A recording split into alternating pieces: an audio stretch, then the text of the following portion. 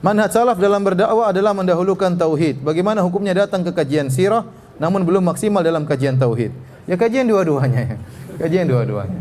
Al-Qur'an itu isinya tauhid dan penyempurnanya. Penyempurna tauhid seperti dijelaskan oleh Ibnu Qayyim banyak. Hukum-hukum juga itu penyempurna tauhid. Bagaimana Anda mentauhidkan Allah kalau Anda tidak mengerti hukum-hukum? Ya, hukum ini, hukum Anda harus belajar juga supaya Anda bisa beribadah kepada Allah dengan benar. Bukan ke tauhid beribadah kepada Allah, tapi tidak pernah belajar fikih terus gimana? Ya. Ya, Al-Quran itu harus dibaca semuanya, bukan cuma ayat-ayat yang menyuruh untuk tauhid tok, paham? Al-Quran seluruhnya isinya tauhid. Jangan dipahami secara terlalu sempit. Bahwasanya namanya ngaji tauhid harus tauhid tok, tidak ya.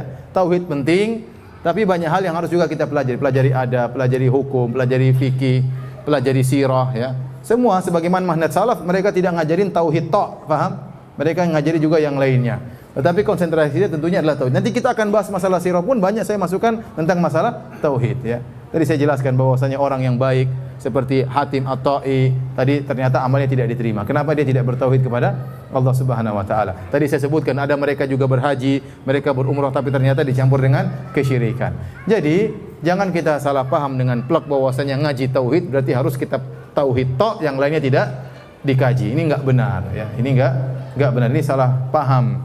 Muamalah ya. Kalau kita enggak ngerti tentang muamalah, terjerumus dalam riba. Bagaimana mentauhidkan Allah dengan baik sementara kita melakukan apa?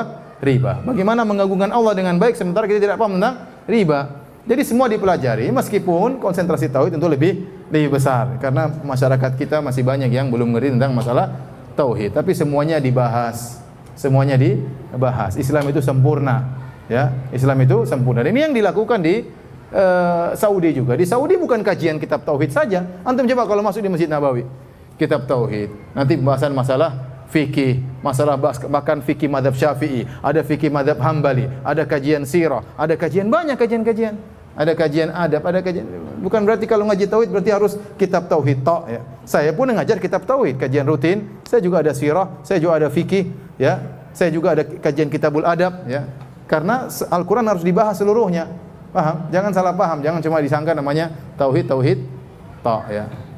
Oleh karenanya para hadirin hadirat yang hati Allah Subhanahu wa taala, kalau ada ustaz yang bahas yang lain tidak perlu kita nyinyir, enggak perlu kita sindir ya. Ada ustaz misalnya pakar dalam muamalah, penting atau tidak?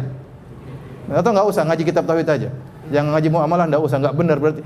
Yang ngaji tauhid ngaji muamalah juga. Yang salah kalau ngaji muamalah tok tidak pernah ngaji tauhid, ya itu salah. Ya. Ustaz itu enggak pernah bahas tauhid, ya ustaz itu sudah mencukupkan ustaz yang lain bahas tauhid.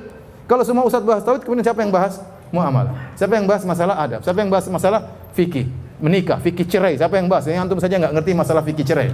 Cerai istri enggak ngerti, ternyata sudah talak 3, enggak paham. Ya. Siapa yang bahas fikih poligami? Akhirnya poligami ngawur ya. Siapa yang bahas? Ngaji tauhid terus gimana bahas fikih poligami? Paham? Jadi semuanya dibahas ya. Riyadhus Shalihin perlu dibahas enggak?